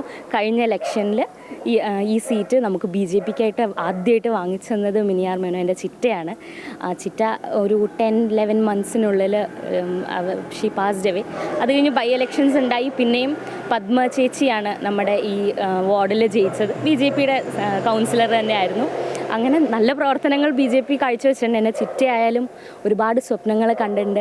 അതിൽ ഒരുപാടൊന്നും നിറവേറാൻ സാധിച്ചില്ല, നമ്മളെ വിട്ടുപിരിഞ്ഞു പോയി. അത് മുന്നോട്ട് പത്മ ചേച്ചി ഒരുപാട് മുന്നോട്ട് കൊണ്ടുപോയിട്ടുണ്ട്, നല്ല പ്രവർത്തനങ്ങൾ ചെയ്തിട്ടുണ്ട്. നമുക്ക് നല്ല റെസ്പോൺസസ് കാരിക്കാമൊരു ഭാഗം എല്ലാ ഭാഗത്തുനിന്നും നല്ല റെസ്പോൺസസ് കിട്ടുന്നുണ്ട് അതിനെക്കുറിച്ചൊക്കെ. അപ്പോൾ അത് മുന്നോട്ട് കൊണ്ടുപോകാൻ നമ്മൾ തന്നെയാണല്ലോ കൊണ്ടുപോകേണ്ടത്. അതിലേക്കാണ് നമ്മൾ ഇറങ്ങുന്നത്. നമ്മൾ ഇത്തവണയും ഈ സീറ്റ് റീറ്റെയിൻ ചെയ്യുമെന്നുള്ളതിൽ ഒരു സംശയവുമില്ല. നമ്മുടെ സിറ്റിംഗ് സീറ്റാണ്. നമുക്ക് എന്തായാലും നമ്മുടെ കയ്യിൽ തന്നെയാണ് ഇതുള്ളത്. ഓക്കെ, അതുമാത്രമല്ല ഈ കരിയർ സിവിൽ സർവീസിന് വേണ്ടി തയ്യാറായിക്കൊണ്ടിരിക്കുകയാണ് എന്നുകൂടി അറിഞ്ഞു. അപ്പോൾ എങ്ങനെയാണ്, പൊതുസേവനം തന്നെയാണല്ലോ രണ്ട് കാര്യങ്ങൾ. അപ്പോൾ എങ്ങനെയാണ് ഈ പഠനവും ഒപ്പം ഈ കൗൺസിലർ ആയിക്കഴിഞ്ഞാൽ ബാക്കി കാര്യങ്ങളും കൂടി എങ്ങനെ മുന്നോട്ടുണ്ട്? അതെ, ഞാൻ പഠനവും എൻ്റെ ഒപ്പം കൊണ്ട് നമ്മൾ സിവിൽ സർവീസിന് ഉദ്ദേശിക്കുമ്പോൾ ഞാൻ ആഗ്രഹിച്ചിട്ടുള്ളത് എൻ്റെ ജനങ്ങളുടെ ഒപ്പം, ജനങ്ങളുടെ ഇടയിൽ നിൽക്കണമെന്നാണ്. അതിനുള്ളൊരു മാർഗമായിട്ടാണ് ഞാൻ സിവിൽ സർവീസിനെ കാണുന്നത്. അല്ലാണ്ട് അതൊരു റെഡ് ലൈറ്റ് കാർ വെച്ച് വന്നിറങ്ങുന്ന ആ ഒരു സ്വപ്നം മാത്രമല്ല, അതല്ല അതിൻ്റെ സ്വപ്നം. ജനങ്ങളുടെ ഇടയിൽ നിൽക്കുക എന്നുള്ള അത് തന്നെയാണ് ഇതിൽ സംഭവിക്കുന്നത്. ഞാൻ കഴിഞ്ഞ തവണയും പറഞ്ഞത് തന്നെയാണ്. ശ്രീലേഖ മാം നമുക്കെല്ലാവർക്കും അറിയാം, ഈ IPS ഓഫീസർ ആയിക്കഴിഞ്ഞിട്ടും വന്നിരിക്കുകയാണ്. ഇതിൻ്റെ വ്യാപ്തി നമുക്കറിയാവുന്ന കാര്യമാണ്. രണ്ടിലും ഒരേ കാര്യം തന്നെയാണ് ചെയ്യുന്നത്. വൈ നോട്ട് അതും ഞാൻ മുന്നോട്ട് കൊണ്ടു. അതെൻ്റെ സ്വപ്നമാണ്, ഇതും എൻ്റെ ഒരു സ്വപ്നമാണ്. രണ്ടും ഞാൻ നിറവേറും. ഓക്കെ, അപ്പോൾ ഏതായാലും വിജയാശംസകൾ, കാര്യങ്ങൾ മുന്നോട്ട് പോകട്ടെ. ഏതായാലും യുവാക്കൾക്ക് വലിയൊരു പ്രാധാന്യം കൊടുത്തു തന്നെയാണ് കൊച്ചി കോർപ്പറേഷനിലുള്ള BJPയുടെ സ്ഥാനാർത്ഥി പട്ടിക പ്രഖ്യാപിച്ചിരിക്കുന്നത്. സ്ഥാനാർത്ഥികളെല്ലാം തന്നെ സജീവമായിട്ട് പ്രചരണ പ്രവർത്തനങ്ങളുമായി മുന്നോട്ട് പോകുന്നുണ്ട്. ക്യാമറമാൻ ബൈജു CS-നൊപ്പം കിരൺ കുമാർ, അമൃത ന്യൂസ്, കൊച്ചി. ശരിക്കും ഒരുപാട് പ്രതീക്ഷകളും ഒക്കെ തരുന്നുണ്ട് ഇത്തരത്തിലുള്ള യുവതലമുറ.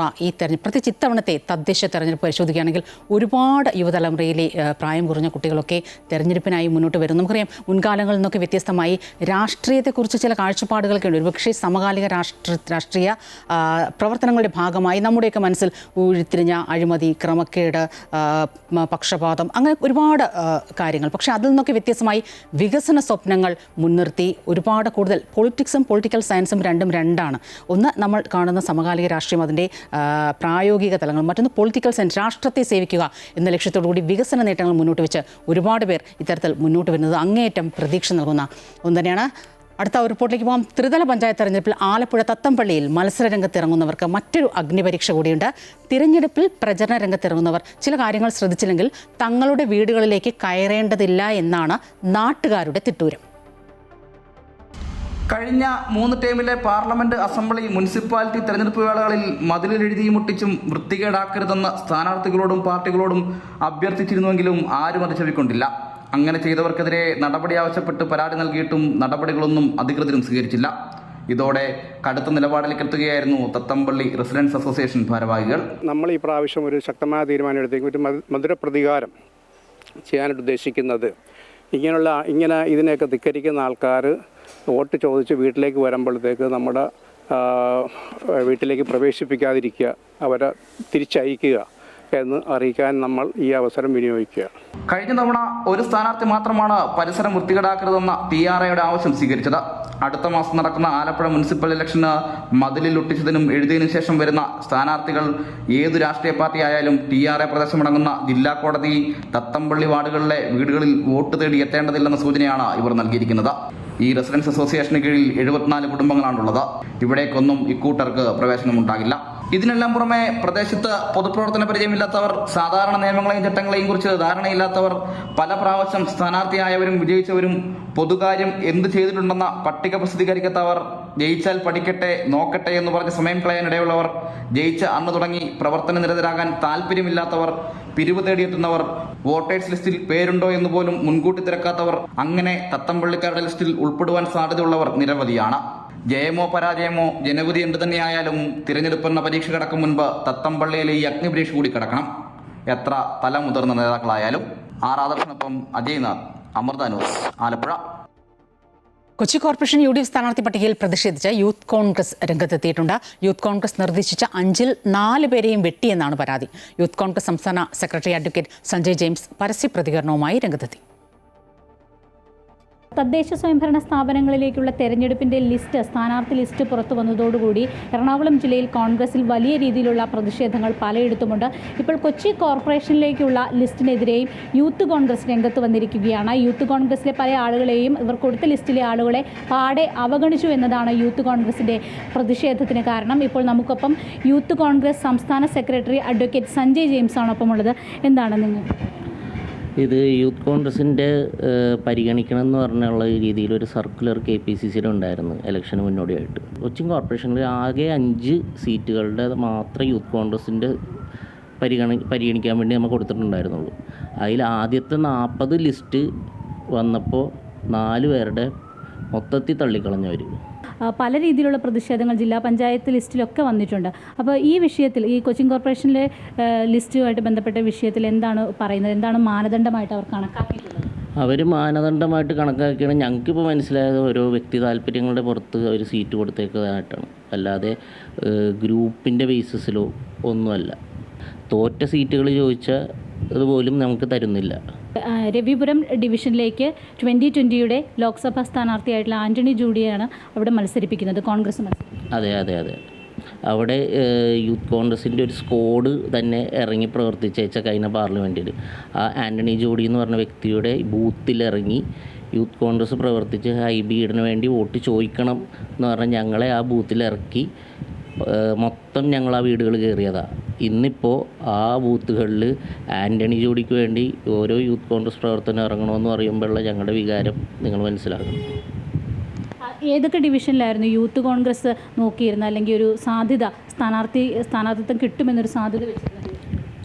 ഒന്ന് 23-ാം ഡിവിഷൻ, പിന്നെ ഒന്ന് സ്റ്റേഡിയം ഡിവിഷൻ ജർജസ് എന്ന് പറഞ്ഞ വ്യക്തി, പിന്നെ സനൽ എന്ന് പറഞ്ഞൊരു തൃക്കാക്കര നിയോജകമണ്ഡലത്തിലുള്ളത്, പിന്നെ കിരൺ എസ് രാജ്, പിന്നെ ഒരു സീറ്റ് കൊണ്ട് ആഷിഖ് എന്ന് പറഞ്ഞൊരു SC/ST സീറ്റിലേക്ക് ചോദിച്ചിട്ടുണ്ട്. മേൽഘടകത്തിലേക്കൊക്കെ ഇതുമായി ബന്ധപ്പെട്ട എന്തെങ്കിലും പരാതി? നിലവിൽ ഞങ്ങൾ സംസ്ഥാന കമ്മിറ്റിയുടെ പ്രസിഡൻറ്റിനെ അറിയിച്ചിട്ടുണ്ട്. ഇലക്ഷൻ കഴിഞ്ഞിട്ട് മുന്നോട്ട് നീങ്ങാം എന്നുള്ള രീതിയിൽ മുന്നോട്ട് പരാതി എന്തായാലും നമ്മൾ കൊടുത്തിരിക്കും. നമുക്ക് വേറെ ഒന്നുമല്ല, നമുക്ക് എന്തുകൊണ്ട് നിഷേധിച്ചു അതിൻ്റെ ഒരു ക്ലാരിറ്റി നമുക്ക് കിട്ടണം നേതൃത്വത്തിൽ നിന്ന്. എന്താണ് കാരണം? യൂത്ത് കോൺഗ്രസ് ഒരു എതിർത്ത് നിൽക്കുന്നൊരു സംഘടനയല്ലല്ലോ, ഇതൊരു മാതൃസംഘടന തന്നെയല്ലേ ഞങ്ങളും. അപ്പം ഞങ്ങൾക്കുള്ള അവകാശങ്ങൾ എന്തുകൊണ്ട് നിഷേധിച്ചു എന്ന് നേതൃത്വം ഞങ്ങളെ അറിയിക്കണം. അതുതന്നെയാണ് എന്തായാലും യൂത്ത് കോൺഗ്രസ് എറണാകുളം ജില്ലയിൽ പ്രതിഷേധമാണ് ഇപ്പോൾ അറിയിച്ചിരിക്കുന്നത്. പ്രത്യേകിച്ച് കൊച്ചി കോർപ്പറേഷൻ പരിധിയിലാണ് ഇത്തരത്തിലുള്ള ഒരു പാടെ അവഗണിച്ചു എന്നുള്ളൊരു പരാതി വരുന്നത്. ആ പ്രതിഷേധം അവർ രേഖപ്പെടുത്തി കഴിഞ്ഞു. ക്യാമറമാൻ ബിനു ഈശ്വരമംഗലത്തിനൊപ്പം AT അശ്വതി, അമൃത ന്യൂസ്, കൊച്ചി. കേരളത്തിലെ തീവ്ര വോട്ടർ പട്ടിക പരിഷ്കരണത്തിനെതിരെ കൂടുതൽ രാഷ്ട്രീയ പാർട്ടികൾ സുപ്രീം കോടതിയിലേക്ക്. SIR റദ്ദാക്കണമെന്നാവശ്യപ്പെട്ട CPM സുപ്രീം കോടതിയിൽ ഹർജി നൽകി. CPM സംസ്ഥാന സെക്രട്ടറി MV ഗോവിന്ദനാണ് ഹർജി നൽകിയത്. SIR ഭരണഘടനാ വിരുദ്ധമെന്ന് CPM ഹർജിയിൽ വ്യക്തമാക്കുന്നു. തദ്ദേശ സ്വയംഭരണ തെരഞ്ഞെടുപ്പ് നടക്കുന്നതിനാൽ നിലവിലെ SIR നടപടികൾ സ്റ്റേ ചെയ്യണമെന്നും ഹർജിയിൽ ആവശ്യപ്പെട്ടിട്ടുണ്ട്. അതേസമയം തീവ്ര വോട്ടർ പട്ടിക പരിഷ്കരണവുമായി ബന്ധപ്പെട്ട് ജനങ്ങളെ ബോധവൽക്കരിക്കുന്നതിനായി കോഴിക്കോട് കടപ്പുറത്ത് മണൽ ശില്പമൊരുക്കി. മുഖ്യ തെരഞ്ഞെടുപ്പ് ഓഫീസറുടെ സാൻലൈൻസ്ഡ് കേരള എന്ന പ്രചാരണ പരിപാടിയുടെ ഭാഗമായിട്ടാണ് SIRുമായി ബന്ധപ്പെട്ട ശില്പമൊരുക്കിയത്. ശില്പി ഗുരുകുലം ബാബുവാണ് ശില്പമൊരുക്കാൻ നേതൃത്വം നൽകിയത്.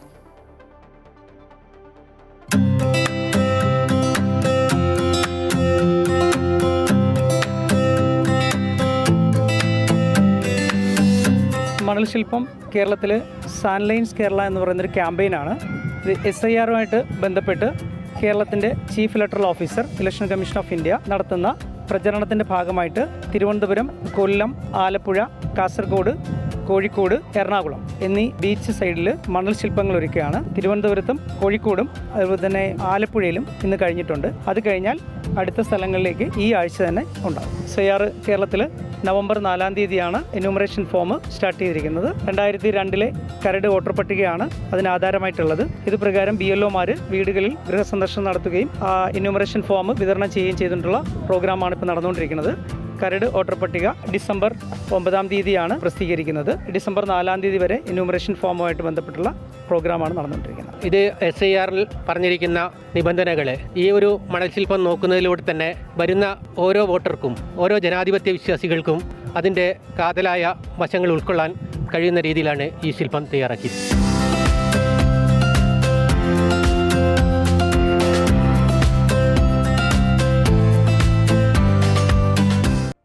വിപണി വിലയിരുത്തലാണ് ധനകാര്യ ഓഹരി വിദഗ്ധൻ K. ദിലീപ് ചേരുന്നു. ഗുഡ് മോർണിംഗ് കേരളത്തോടൊപ്പം. ശ്രീ ദിലീപ്, സ്വാഗതം. ഗുഡ് മോർണിംഗ് കേരളത്തിലേക്ക്. എങ്ങനെയാകും ഇന്ന് വിപണിയിലെ നീക്കങ്ങളൊക്കെ?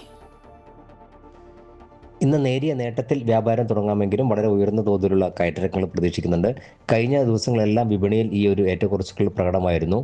US-ൽ നാസ്ഡാക്ക് ഓഹരികളിൽ ഉണ്ടായിട്ടുള്ള ഒരു വിൽപ്പനയാണ് ഇവിടെ IT മേഖലയിലെ ഓഹരികളെ ബാധിക്കുന്നതെങ്കിൽ മറ്റു മേഖലകളിലെല്ലാം സാമാന്യം തരക്കേടില്ലാത്ത രീതിയിലൊരു നിക്ഷേപ താല്പര്യം ഉണ്ടാവുകയും ചെയ്തിരുന്നു. കഴിഞ്ഞ ദിവസം 26,000 എന്ന നിലവാരത്തിന് മുകളിൽ വ്യാപാരം അവസാനിപ്പിച്ചിരുന്നു. എങ്കിൽ കൂടിയും ഈ ഒരു ഉയർന്ന നിലവാരത്തിൽ നിക്ഷേപകർ ലാഭമെടുത്തതാണ് കഴിഞ്ഞ ദിവസം വിപണിയിൽ ഉണ്ടായിട്ടുള്ള ഒരു വിൽപ്പനയ്ക്ക് പ്രധാനപ്പെട്ട ഒരു കാരണം.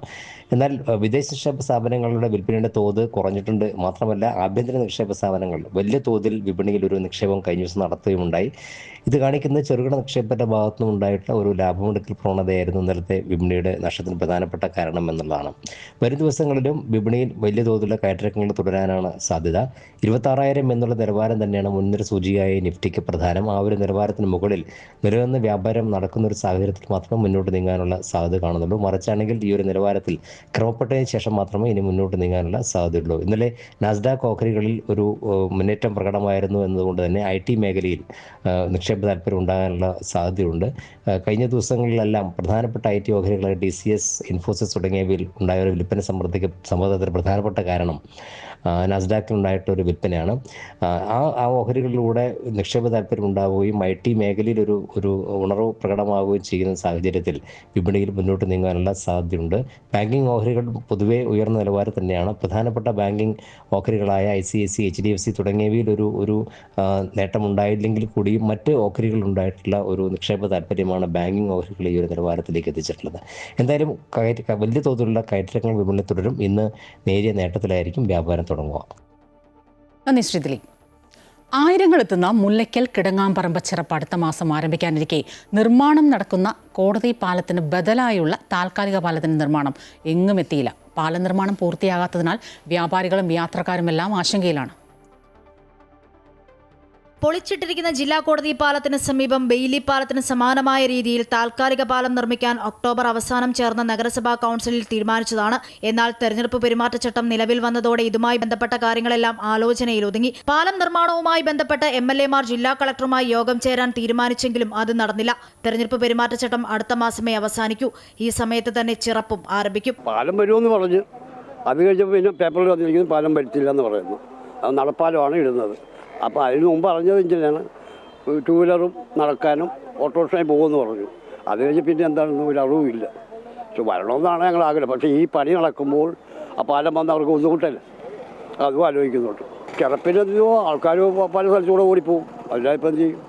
ഇതിലെന്തായാലും പോകാൻ ഒക്കുന്നില്ല, പിന്നെ അപ്പുറത്തൂടെ കറങ്ങി പോകണം. നടപ്പാലം വന്നില്ലെങ്കിൽ പുരാതനമായ ചെറുപ്പിന്റെയും ക്രിസ്മസിന്റെയും പുതുവർഷത്തിന്റെയും വർഷങ്ങളായുള്ള പൊലിമ നഷ്ടപ്പെടും. മുല്ലക്കലും കിടങ്ങാമ്പറമ്പും തുരുത്തുകളായി മാറും. മുല്ലക്കലിൽ നിന്നും കിടങ്ങാമ്പറമ്പിലേക്കും തിരിച്ചും YMCA കയർ ഫാക്ടറി മിഷനറി റോഡും നഗരചത്തുരം വഴിയുള്ള റോഡും മാത്രമേ നിലവിൽ ഉപയോഗിക്കാൻ കഴിയുകയുള്ളൂ. പാലമില്ലാത്ത അവസ്ഥ വന്നാൽ ഗതാഗതക്കുരുക്ക് കാരണം ആർക്കും നഗരത്തിൽ പ്രവേശിക്കാൻ തന്നെ കഴിയാത്ത അവസ്ഥ വരും. വ്യാപാരികൾക്ക് നേരിടേണ്ടി വരുന്നതാകട്ടെ വലിയ നഷ്ടവും. ഇതിനെല്ലാം പുറമെ തെരഞ്ഞെടുപ്പ് ചട്ടം നിലനിൽക്കെ നഗരസഭയ്ക്കുണ്ടാകുന്നതാകട്ടെ ഭീമമായ നഷ്ടവും. അതിനാൽ തന്നെ വിഷയത്തിൽ പരിഹാര മാർഗങ്ങൾ ഉണ്ടായില്ല എങ്കിൽ ആലപ്പുഴയിലെ പ്രശസ്തമായ ചിറപ്പുത്സവത്തിനും പ്രൗഢികൾ ഏതുമില്ലാതെ കൊടി താഴ്ത്തേണ്ടി വരും.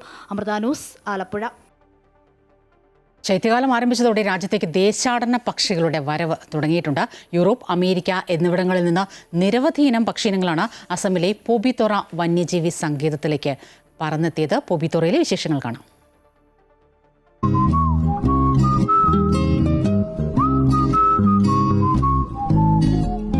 രാജ്യത്ത് ഏറ്റവും കൂടുതൽ ഒറ്റക്കൊമ്പൻ കാണ്ടാമൃഗങ്ങളുടെ ആവാസ കേന്ദ്രമാണ് അസമിലെ മൊറിഗാവ് ജില്ലയിലുള്ള പോബിതൊറ വന്യജീവി സങ്കേതം. 38.8 ചതുരശ്ര കിലോമീറ്റർ വിസ്തൃതിയിൽ വ്യാപിച്ചു കിടക്കുന്ന ഈ സങ്കേതത്തിൽ 16 ചതുരശ്ര കിലോമീറ്റർ ഒറ്റക്കൊമ്പൻ കാണ്ടാമൃഗങ്ങളാണ് വസിക്കുന്നത്. ഇവിടുത്തെ വറ്റാത്ത ജലാശയങ്ങൾ വിവിധതരം മത്സ്യങ്ങളുടെ പ്രജനന കേന്ദ്രമാണ്. കൂടാതെ ധാരാളം ദേശാടന ജലപക്ഷികളെയും നിരവധി സസ്തനികളെയും ഇവ ആകർഷിക്കുന്നുണ്ട്. 2022 കാണ്ടാമൃഗ ജനസംഖ്യാ സെൻസസ് പ്രകാരം പോബിറ്റോറ വന്യജീവി സങ്കേതത്തിൽ 30 ആൺ കാണ്ടാമൃഗങ്ങളും 50 പെൺ കാണ്ടാമൃഗങ്ങളും കുഞ്ഞുങ്ങളും ഉൾപ്പെടെ 107 ഒറ്റക്കൊമ്പൻ കാണ്ടാമൃഗങ്ങളുണ്ട്. ഇതിനു പുറമെയാണ് നിരവധി ദേശാടന പക്ഷികൾക്കുള്ള കേന്ദ്രമായി കൂടി പോബിറ്റോറ മാറുന്നത്. ഈ മാസം ആദ്യം മുതൽ ദേശാടന പക്ഷികൾ പോബിറ്റോറ വന്യജീവി സങ്കേതത്തിൽ എത്തിത്തുടങ്ങി. യൂറോപ്യൻ രാജ്യങ്ങളിൽ നിന്നും ടിബറ്റൻ മേഖലയിൽ നിന്നുമാണ് കൂടുതലും ദേശാടന പക്ഷികൾ എത്തുന്നത്. 2024 69 ഇനം പക്ഷികൾ വന്യജീവി സങ്കേതത്തിൽ എത്തിയെന്നാണ് കണക്ക്. In our bird census, that around 56 to 60 species of water birds usually come to Pobitora. Those are actually among them around more than 60% are migratory. And along with that, some woodland birds are also there who used to come. But during the winter season, basically 56 of species we have already counted in last census. ഇവിടെ എത്തുന്ന ദേശാടന പക്ഷികൾ വിദേശ വിനോദസഞ്ചാരികളെ ഉൾപ്പെടെ ആകർഷിക്കുന്നുണ്ട്. കഴിഞ്ഞ tourism സീസണിൽ 35,000-ലധികം വിനോദസഞ്ചാരികളാണ് വന്യജീവി സങ്കേതം സന്ദർശിച്ചത്. ഈ വർഷം ഇതിൽ കൂടുതൽ സഞ്ചാരികൾ എത്തുമെന്നാണ് പ്രതീക്ഷ. News desk, Amrita TV. കനത്ത മഴയ്ക്കും കെടുതികൾക്കുമൊക്കെ ഇനി വിട പറയാം. ജമ്മുകശ്മീരിലെ അന്തരീക്ഷം അപ്പാടെ മാറുകയാണ്. ഇനി മഞ്ഞുകാലമാണ്. കണ്ണിനെയും മനസ്സിനെയും ഒക്കെ കുളിരണിയിക്കുന്ന ആ കാഴ്ചകളിലേക്ക്.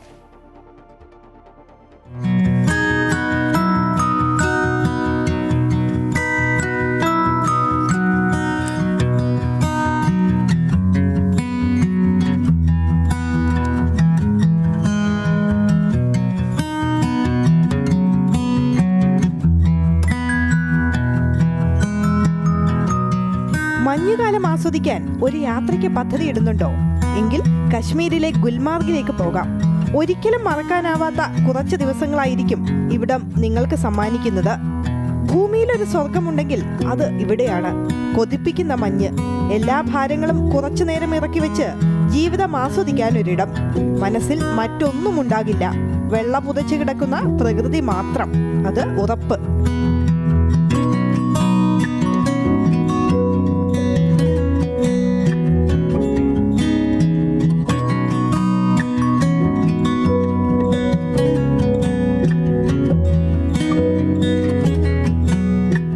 പശ്ചിമ ഹിമാലയൻ മലനിരകളിലെ പീർപ്പഞ്ച് റേഞ്ചിലുള്ള ഒരു കൊച്ചു പട്ടണമാണ് ഗുൽമാർഗ്. കശ്മീരി ഭാഷയിൽ ഗുൽമാർഗ് എന്നതിന്റെ അർത്ഥം ഊമേടെന്നാണ്. മനുഷ്യകരങ്ങളുടെ സഹായമില്ലാതെ പ്രകൃതി ഒരുക്കുന്ന പുൽപരവതാനിയാണിവിടെ. വസന്തകാലത്ത് കാട്ടുപൂക്കളുടെ ഉത്സവം നടക്കുന്ന ഇടം.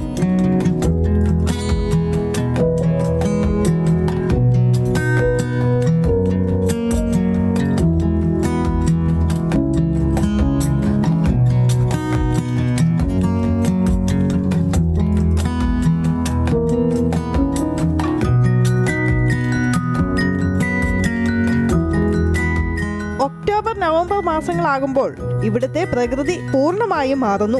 മറ്റൊരു മുഖമാണ് ഗുൽമാർഗിനിപ്പോൾ. ഭീകരാക്രമണങ്ങളും പട്ടാളങ്ങളും അതിർത്തി സംഘർഷങ്ങളും ഒക്കെയായി മനസ്സിൽ പതിഞ്ഞു കിടക്കുന്ന കശ്മീരിന് ഇങ്ങനെയൊരു മുഖമുണ്ടെന്ന് അത്ര പെട്ടെന്നൊന്നും വിശ്വസിക്കാൻ നമുക്കാവണമെന്നില്ല. ശീതകാലത്തെ ഈ അത്ഭുത ലോകത്തേക്ക് ഇനി സഞ്ചാരികളുടെ കുത്തൊഴുക്കായിരിക്കും.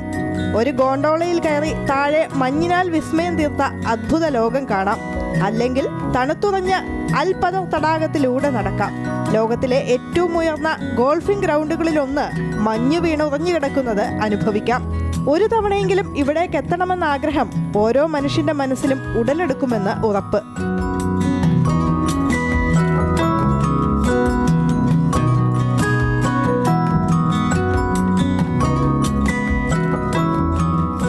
News desk Amrita news.